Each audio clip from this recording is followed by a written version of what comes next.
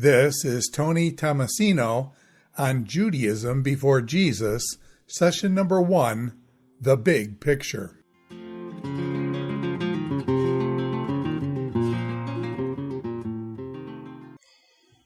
The time between the Old Testament and the New Testament is something of a mystery to many people. Many Christians find it to be a bit of a shock when they go from the familiar world of the New Testament to the less familiar world of the Old Testament and wonder how it was that we came from this period where we're speaking Hebrew and where we're living under the rule of the Babylonians to this time, where suddenly we are dealing with the Romans and the Roman Empire, and we're writing in Greek.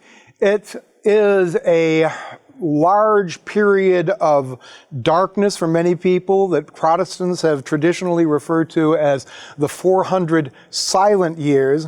Well, fact is, it really is anything but silent. It is a time of great literary and theological and cultural development for Judaism.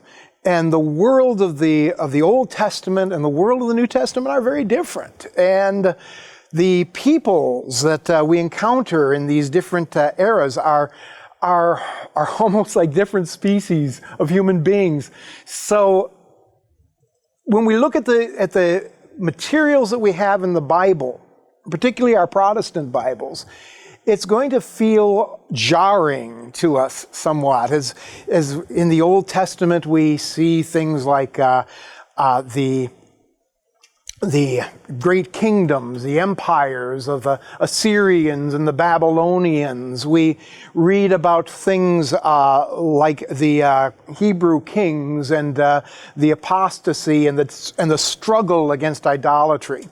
And then we get to the New Testament, and we're reading about a completely different set of obsessions. The obsession with the idea of the resurrection of the dead, which is really a central theme of the entire New Testament.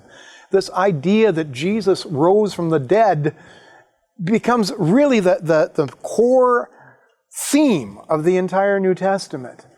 And yet that notion of resurrection is almost absent in the Old Testament. And so we wonder, where did it come from?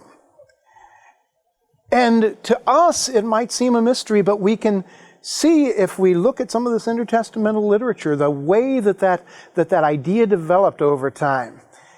But that's only one of the themes that we will see. One of the ideas that will be explored here as we talk about the intertestamental period.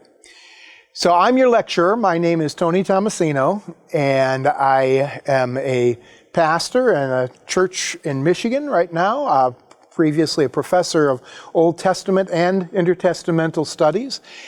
And we are going to be exploring together some of the ideas, some of the events, some of the themes that shape the New Testament world. Now, we think of this as the 400 silent years, but as I've already mentioned, it's anything but silent. The amount of data we have is vast and oftentimes contradictory. The amount of information which is available to us now is far more than has been available to us in the past. And still, we're trying to sort it all out. My own thinking has changed over the years as new discoveries have been made, or as just we look at old discoveries in new light. So what I'm going to try to do is I'm trying to be selective as we go through this time, and I'm going to emphasize a number of historical events that are very significant, but a major theme that I'm going to be trying to strike upon is how we see the New Testament world coming into existence, how we see this world being formed on the basis, on the foundations of the Old Testament world. And we're going to bridge that gap between the two, between the world of the Old Testament and the world of the New Testament. And hopefully we'll see that the world of the New Testament isn't some strange, jarring kind of discontinuity, but rather a kind of a natural progression of a lot of what we see happening in the Old Testament. Now, personally, the way that I like to learn is I like to get a big picture of things first, and then I like to come back and fill in the blanks and talk about the details.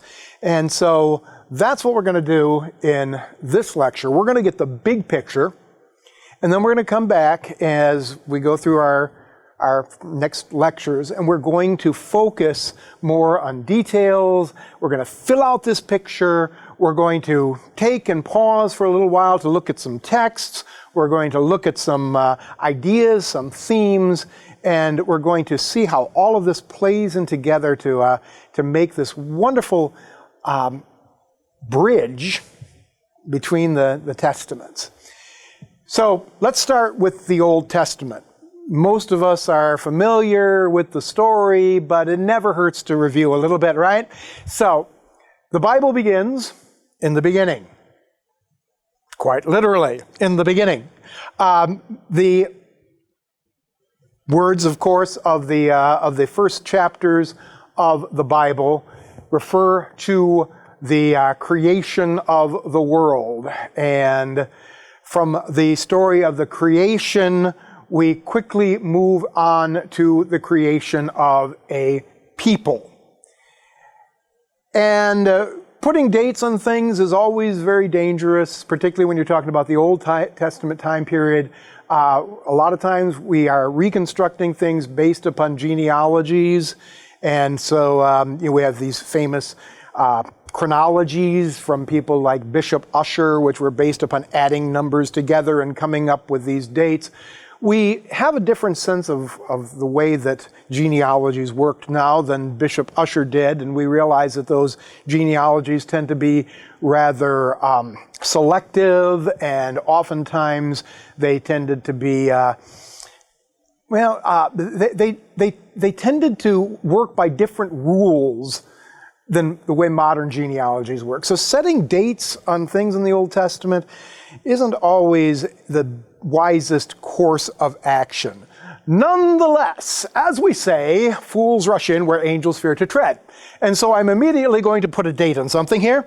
The call of Abram, the beginning of the Israelite people, the father of the nation, happens in Genesis chapter 12. And the call of Abram probably occurs sometime around 2000 BC, what we call the Bronze Age. And in those days, we hear that God speaks to a man by the name of Abram and says, I am going to make you into a nation. I'm going to give you a land. I am going to make you a blessing to those who bless you and a curse to those who curse you. And we're going to see that through you all the peoples of the world will be blessed, or will bless themselves, however we accurately translate that. But at any rate, this is the beginning of Israel. The book of Genesis then goes on to talk about the patriarchs. Abraham, Isaac, Jacob. We have a lot of stories about these people who formed the foundation of the nation. And Israel becomes the father of the 12 tribes of Israel. And near the end of the book of Genesis, we see the people of Israel migrating down into Egypt. And that's where the whole story of Joseph comes in. But the Israelites go to Egypt. According to the first chapter of the book of Exodus, there they are enslaved. And the book of Genesis and later books tell us, that there were 400 years of slavery there in Egypt. And then after their 400 years of slavery, God raises up a man by the name of Moses. And Moses is the one who delivers the people from, well, God is the one who delivers the people, but God uses Moses to deliver the people from their captivity there in Egypt. And he takes these people forth, gives them the laws we find in the Torah, the laws of Moses, in the Pentateuch. And those laws constitute most of the rest of the first 5 books of the Old Testament. So Moses comes to the edge of the Promised Land at the end of the book of Deuteronomy. He dies there on the plains of Midian and hands over the reins of leadership to his protege, Joshua, who fit the battle at Jericho. Fitted very well, thank you very much. Joshua brings the people into the land that God had promised to Abraham so very long ago. Now, after Joshua, the reign of leadership is passed to these people called the judges. And the judges are charismatic leaders who are raised up by God to deliver the nation from their captives. And also, I think that it's fair to say that many of these people also had sort of judicial roles, whereby we call them judges, rather than simply calling them warlords or something like that. But the period of judges lasts for a period of time, which there's a great deal of controversy about how long the period of judges lasted, but that's not really important to us right now. All we know is there was a period of judges here, and it laid foundations for what's about to happen, because at the end of the book of Judges, we're seeing the first rumblings of discontent with the system of charismatic leadership. And then we come to the books of Kings, where the people cry out and say, we need kings, because the leadership of the judges proved to be insufficient. So, the first king of Israel, a fellow by the name of Saul, probably around 1050 BC, and we're starting to get into the period here where we can date things with a little bit more surety. Now, that's also relative, but a little bit more surety now about where we are on our timeline. So, approximately 1050 BC or so, God chooses a man by the name of Saul to become the king of Israel, Israel's first king. Saul is disobedient to God in, well, a couple of major kind of ways. And because of his disobedience, God chooses another man, a fellow by the name of David, a man after God's own heart, meaning not that David always was pursuing God, but rather that God, for some reason, was always pursuing David. So God chooses David to become king. David and Saul struggle for a while. Eventually, David becomes king of a fairly substantial empire. After his days, he is replaced by his son Solomon. Solomon becomes king over this empire and expands the kingdom even more. During his days, the great temple of the Lord is built in Jerusalem. And this is, of course, a major milestone, because the temple becomes central to Israel's identity as a people. They are a people who look to the temple as the foundation, as the center of their faith. Okay. Now, after the days of Solomon, well, Solomon is disobedient to God, as practically every king of Israel is to some extent or another, but he, because of his apostasy, God judges the nation, and Israel divides into two kingdoms. The northern kingdom, which consists of 10 tribes. Again, the numbers and the identity is a little bit muddled at times. But at any rate, we have the 10 tribes of the north, which eventually found the center of their kingdom in Samaria, and that becomes the capital of their kingdom eventually. The southern kingdom of Judah, with their capital remaining at Jerusalem. So, the northern kingdom, according to the books of Kings, have no good kings. Main reason they have no good kings is because they have set up their own shrine at Bethel and other shrines around the land, and God has declared that his favored place is in Jerusalem. Now, there are other reasons why they don't like the kings of the north as well, but that's really one of the main reasons. So, Because of the fact that the northern kingdoms is regarded as apostate, God brings a nation to judge the kingdoms here. And that nation is Assyria. The Assyrians were a Semitic people to the north, located in Mesopotamia, a very cultured people, a very fierce people.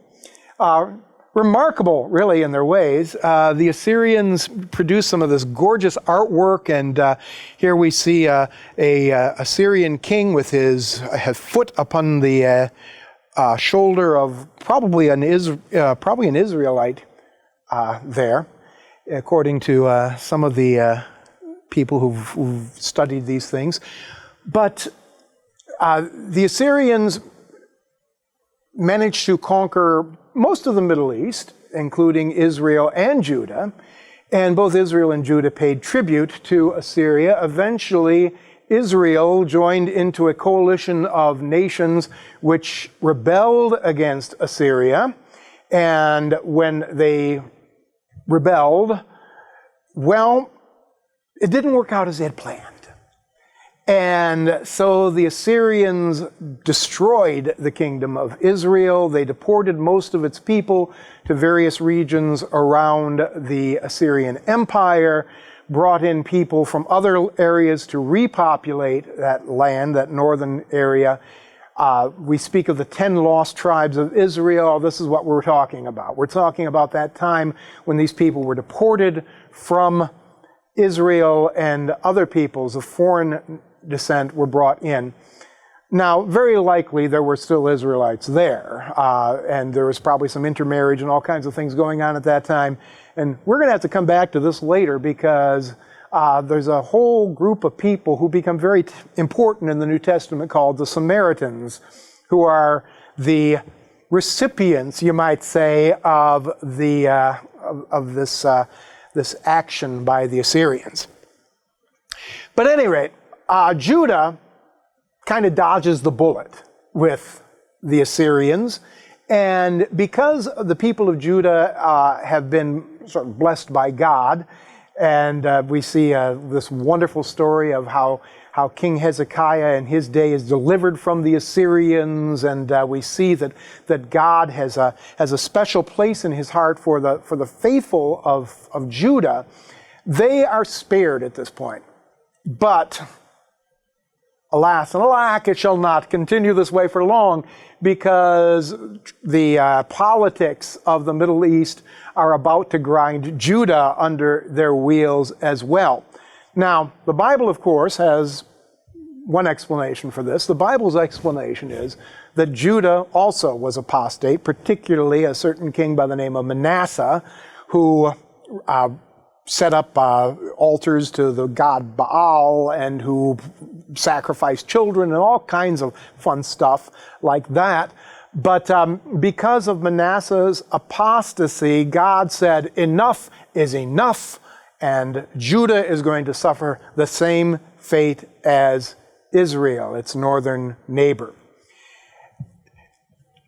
So this came across not from the Assyrians, but rather from another Semitic peoples, the people called the Babylonians.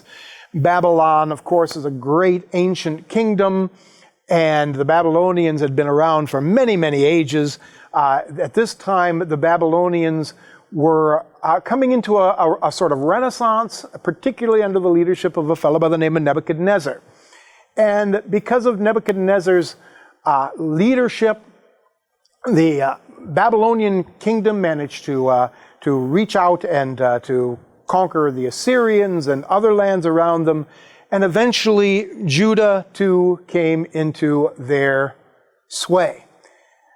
Now, Judah apparently did not learn a lesson from their brothers, the Israelites, because Judah rebelled against the Babylonians. In 587 BC, the Babylonians came and laid siege to Jerusalem.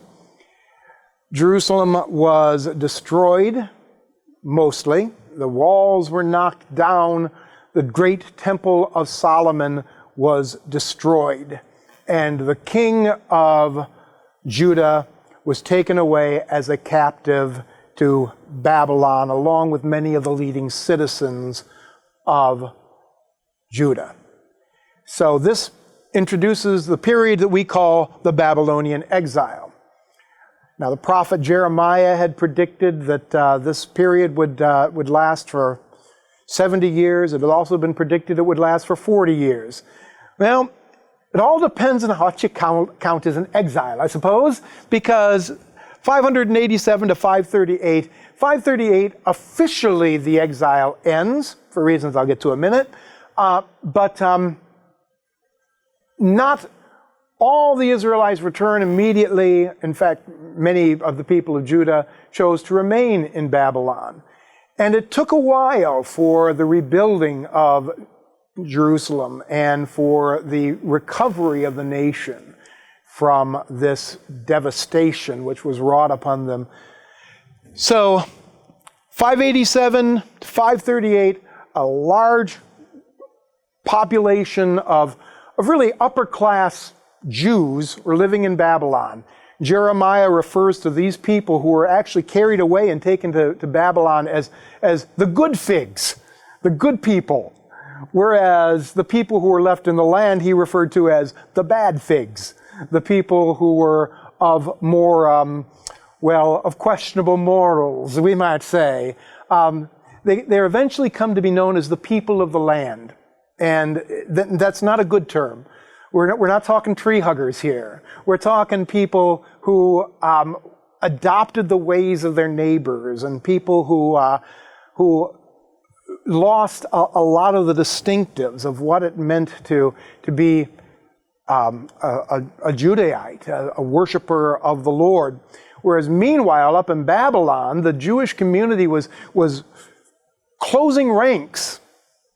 And I use that word Jewish here, and I realize it's kind of an anachronism at this point, but we'll let that slide. The people there were closing ranks. They were defining themselves over against their neighbors. And many of the important traditions that we find in the Old Testament were beginning to be solidified by this community there in Babylon. So, 538. What's so special about 538? Well, now we're coming to near the end of the Old Testament. And at this point, there is a remarkable figure. Sometimes he's been called the first true individual in the history of the world, which is an interesting way to describe this man. But Cyrus the Great has been called one of the few people who actually earn that title, the Great. Cyrus was the king of Persia, the Persian Empire. We're going to talk a lot about Cyrus in the next lecture. But Cyrus managed to conquer the Babylonian Empire. And when he conquered Babylon, he issued a decree which allowed the captives in Babylon, not just the people of Judah, but all the captives were now allowed to go free. And many of the people, many of the Judahites there in the captivity returned home to Jerusalem. Many more actually remained in Babylon. And you can kind of understand why if you think about it. You know, Babylon was kind of the cultural center of the world in those days. You've got all the fruit and all the wine and all the fun you can want. You can go down to Babylon and you can observe the great works of architecture and so on. If you go back home to Jerusalem, you're going back to ruins and to work because you got to rebuild the place. So many of the people of Judah remained in Babylon and formed a very vibrant Jewish community there. In fact, that Jewish community in Babylon would remain until well into the time of Jesus, well beyond the time of Jesus, really up until the time of the Muslim conquests. So a very vibrant community of Jews remained in Babylon. Meanwhile, we have people going back home to Jerusalem to the wonderful task of rebuilding their nation. So one of the most important things for them at this point is a new temple. And so the second temple, they apparently began work on the temple pretty much immediately, but it wasn't completed until 515 BC. So about 20 years after the time when they began the work, they actually completed the work. And we're told in the books of Ezra and Nehemiah that when the people saw their new temple, they wept. Not with joy. They wept because those who were old enough to remember what the old temple had looked like realized that this new one was just a shadow of the former temple's glory. But we read in the prophets like Zechariah, who speaks about how God talks about how he's going to rain his glory down upon that temple and how he was going to restore his people even in the midst of their poverty in this time. So the construction of this new temple begins the period that we call the Second Temple period. For obvious reasons. This is the Second Temple. Solomon's temple was the first temple, and this now is the Second Temple. Now we kind of cheat here a little bit because we say that the Second Temple period ends in 70 AD, and technically that's true because that was when the temple was destroyed by the Romans. However, the temple that was destroyed by the Romans is not the same one that was built by Zerubbabel in this period, because a fellow by the name of Herod the Great, who we'll spend a lot of time talking about later, built a new temple around the old temple. Then he disassembled this old temple and had it hauled out of the doors. And this new temple of Herod was a magnificent structure, one of the great wonders of the world, and even to this day, as far as I know, the largest temple complex ever to exist. So that's down the line a little ways. But anyway, last historical episode, really, on the Old Testament, at least in our Protestant Old Testament, is the ministries of Ezra and Nehemiah. Now, there's a lot of questions about which one of these guys came first and exactly when they worked, but it's right around 440, 445 BC, sometimes in that period. We know that well, I can't say we know anything because we don't really know anything, but for the most part, you know, the work of Ezra and Nehemiah is chronicled in some first-person accounts that they give, and also then some narrative that was added by somebody else. But the books that have been assembled give a chronicle of the way that these two governors, now, Judah doesn't have kings at this time, they've got governors. They're under the Persian Empire at this point, but these two governors are commissioned, each one to do their task of helping to rebuild and refound the Jewish people. Ezra is primarily the spiritual leader in this time. He is given the task of standardizing the laws and of imposing the laws of Moses upon the people of Jerusalem and of Judah, which is a much smaller place than it used to be in the days of King David. And then we've got Nehemiah, who has the primary task of rebuilding the wall of the city. In those days, a city without a wall was hardly considered a city at all. And so rebuilding the wall was a matter of pride, a matter of national security, but really more of pride, because having a wall defined you, according to Jewish tradition. Really, later on in the Mishnah and other Jewish texts, we're told really the difference between a people and a city is a wall. So the wall is what makes them the city and creates Jerusalem as an entity again. Well, we are about to enter the intertestamental zone. Now, for us Protestants, of course, big dark strangeness. For Catholics, probably still a big dark strangeness, but not so much of a big dark strangeness. Okay? Persian Empire. The Persian Empire was, at its height, the largest empire the world had ever seen to that time. And it was a remarkable thing. It managed to spread all the way down to Egypt at one point. It didn't manage to keep it, but it spread down there. Conquered some portions of Greece at times, and we will get into the struggles between Persia and Greece because that is one of the most pivotal events of world history. We'll be talking about that later. But the Persian Empire managed to control a large portion of land for about a couple hundred years. For the most part, the Jews were pretty happy under the Persian Empire. The Persians were pretty tolerant of different views and of the native customs and religions within certain limits, which we'll talk about a little bit later. But the Persian Empire grew to a point where really its style of leadership could not maintain the form of the geographical range of their conquests. So from 500 to 479 BC, we have a series of conflicts between the Jews, or the Persians and the Greeks.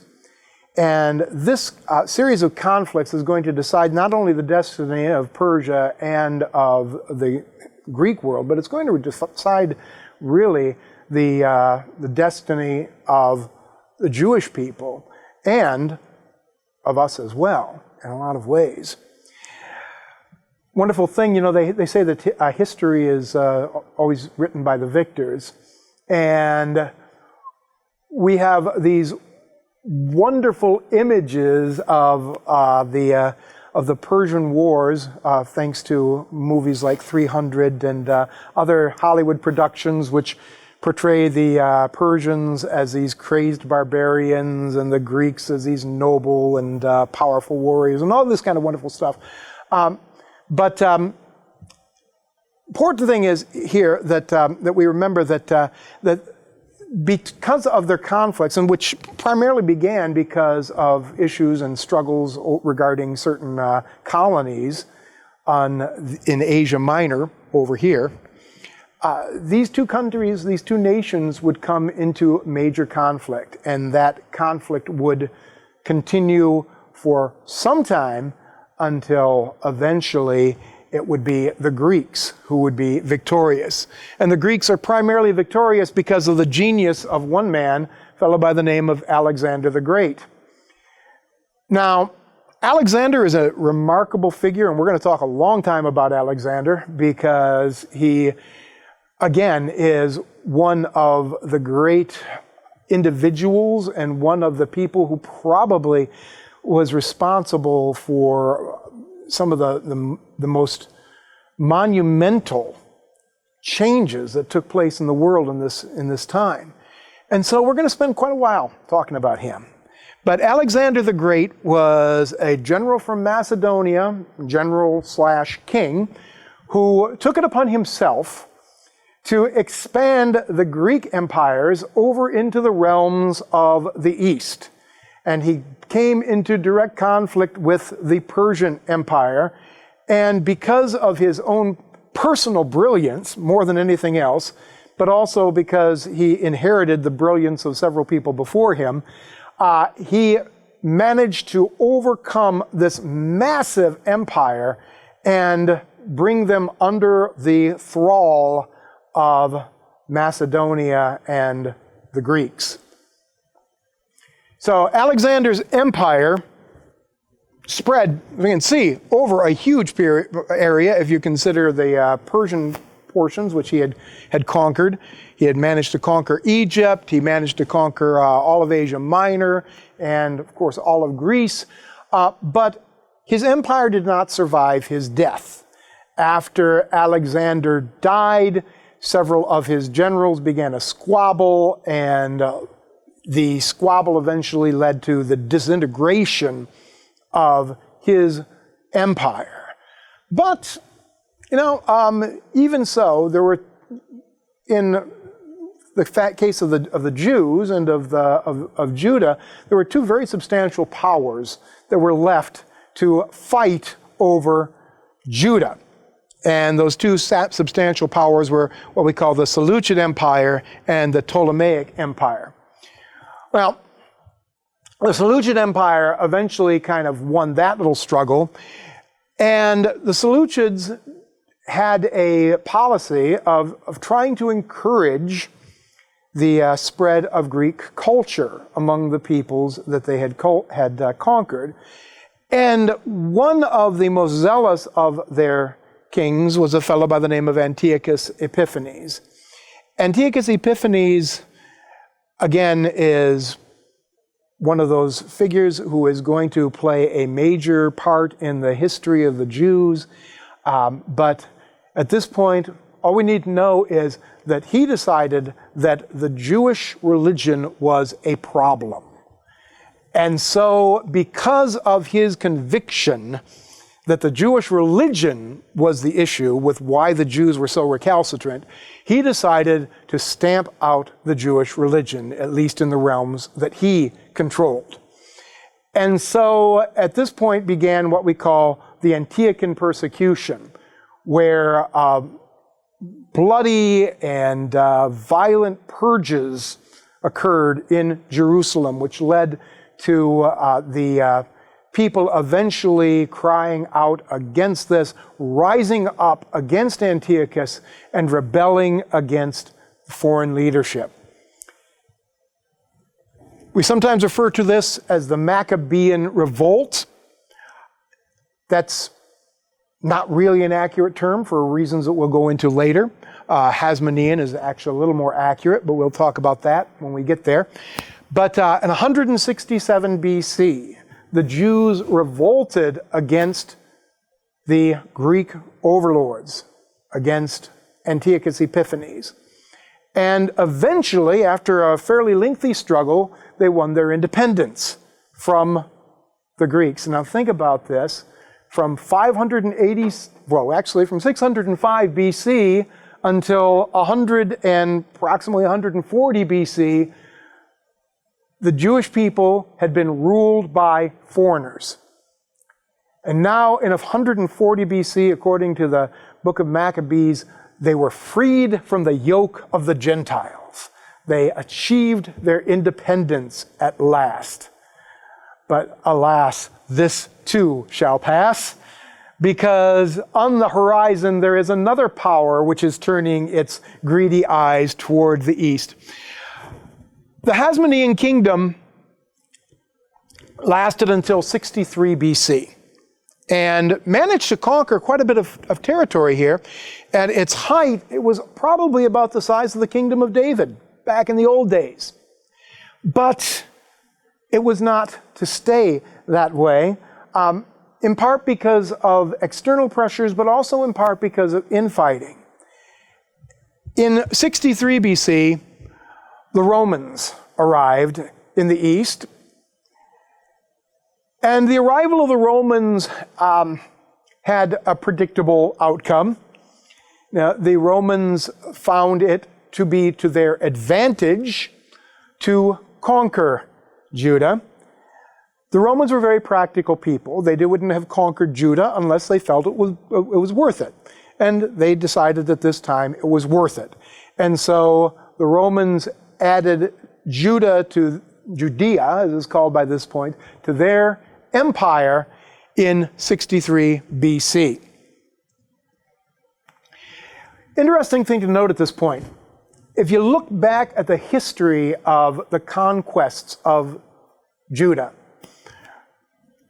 we go back to Assyria. Assyria is located in this area here, and the Assyrian people were very similar in some ways to the Israelites. They're both Semitic peoples. The language that was spoken by the Assyrians was Aramaic, which was very similar in its ways to Hebrew.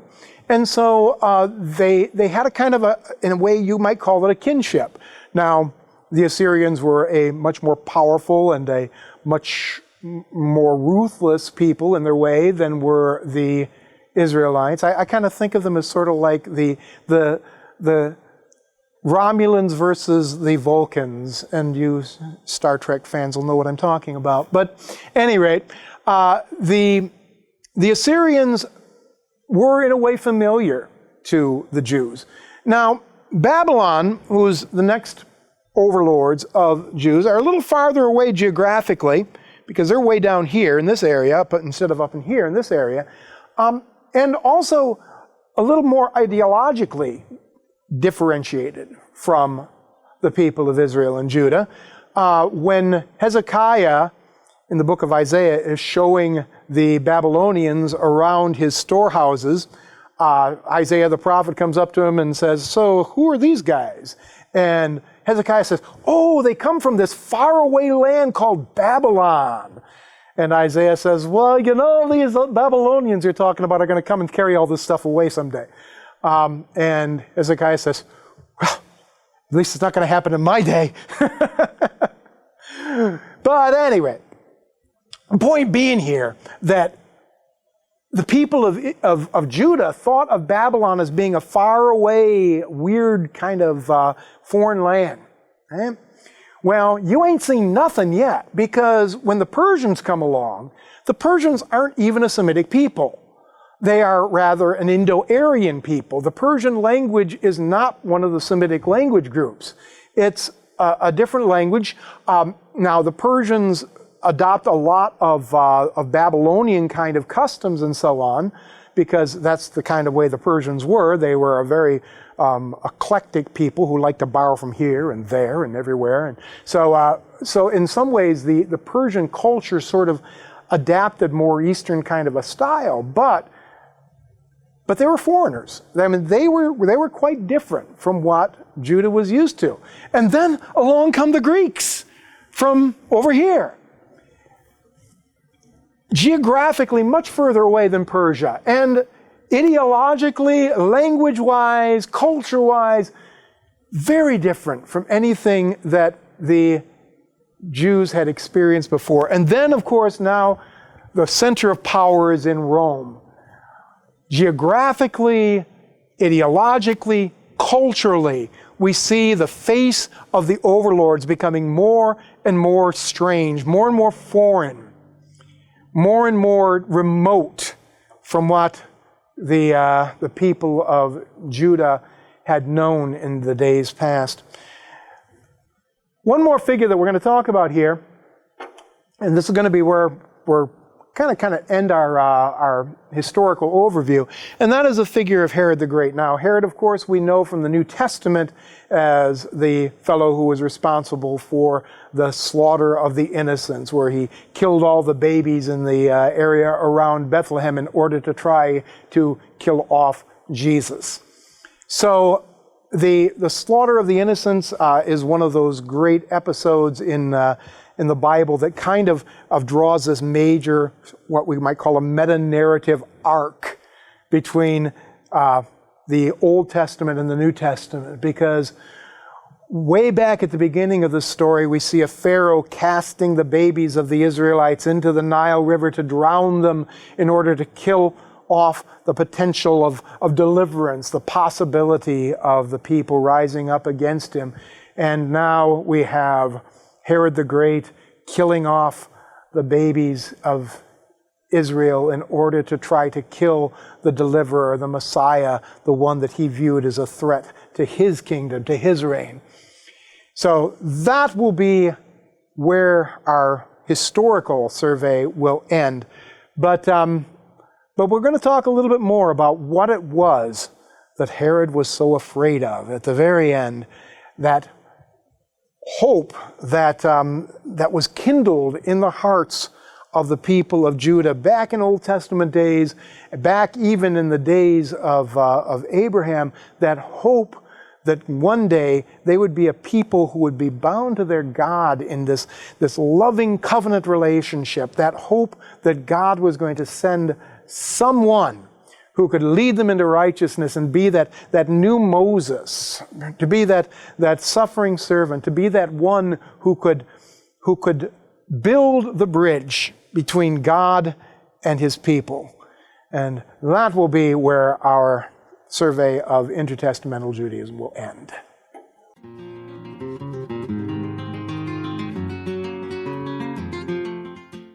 This is Tony Tomasino on Judaism Before Jesus, session number 1, The Big Picture.